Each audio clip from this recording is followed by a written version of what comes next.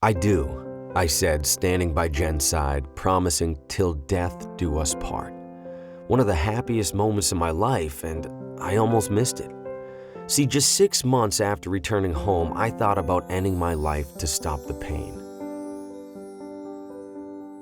When I got back, man, it was good to be home, reunited with my nephews and pepperoni pies.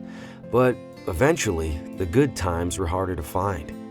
I struggled to find a place where I fit in. My life was going dark, and I was losing hope. As a medic on active duty, I was respected and I had a purpose. At home, I lost sight of what my life was about. Across the ocean, I had buddies who understood. Here, Jen tried to help, but she didn't know how. Then, late one Friday afternoon, my boss told me not to come in anymore. I lost my job again. I felt like nothing I did mattered. When Jen tried to comfort me, I pushed her away. Eventually, she just gave up and left. That was the final straw. I spiraled, feeling useless and hopeless. I started thinking seriously about ending it all. Then, that night, I ran into Will, a Navy buddy I met at the VFW. We got to talking. Me about Afghanistan, him about Nam. Our conversation took a serious turn. He told me he struggled for years with guilt and feeling hopeless. Under the weight of it all, he thought about suicide. But he learned about a new treatment called cognitive behavioral therapy, or CBT, for suicide prevention, which helped turn his life around. He said it's a proven talk therapy that's helped many vets struggling with suicide. Will admitted he wasn't one for talking about his problems, but said CBT was different. Instead of just talking about stuff, he told me it focuses on teaching skills to handle thoughts that lead to suicide, and that it also helped him find new meaning in his life. At first, I didn't totally buy it. I'd been to a few counseling sessions before, and none were like what Will described. So I looked into it more. Turns out CBT for suicide prevention is backed by years of research. Mostly, I like that it cuts the chances of future suicide attempts in half. So I decided to give it a try. At my first appointment, I met my therapist, Marcy.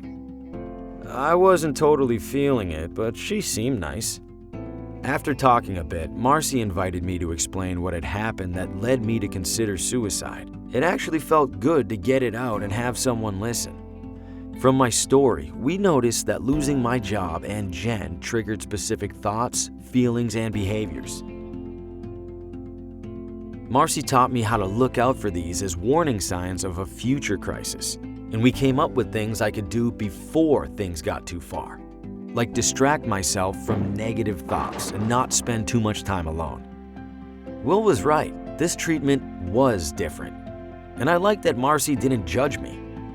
I decided to go back, and we discovered that my struggle with suicide was connected to feelings of emptiness and lack of purpose in my life. Marcy asked me to list reasons why I wanted to live. Man, that was tough. But Marcy stuck with me, and we eventually came up with some reasons. Then, I put items from my list into a hope box, so that when I started feeling down on life, I would have things to remind me why I wanted to live. Sounds weird, I know, but one night alone at home, I clutched a picture of my nephew.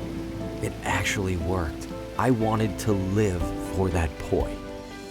Next, Marcy suggested we work together to increase meaning in my life. I needed something to be passionate about again, a new mission. So I started volunteering to teach medics in training, and I also began coaching my nephew's soccer team. The kids appreciated me. For the first time since Afghanistan, I felt valued. Over the next few weeks, we worked on my negative beliefs of being worthless and useless. I learned skills to change how I view myself. Taking control of my thoughts helped change how I feel and prevented my downward spiral. I'm glad I decided to stick with the treatment. In the final sessions, Marcy helped me prepare for tough situations. I did a mental practice of how I'd use my new skills to prevent a suicide crisis in the future.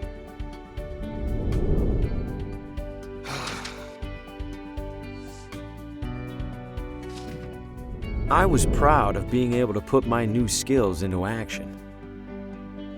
Since treatment ended, the darkness is starting to fade. I'm feeling more hopeful, and I'm not so hard on myself. Yeah, I still have tough times, but I can handle them better. I've started school to become an EMT. And me and Jen, we're more connected than we've been in a while. Now I'm helping her help me instead of pushing her away. With CBT for suicide prevention, I know what I'm living for. You can too. Learn more about proven treatments and how to find help at treatmentworksforvets.org.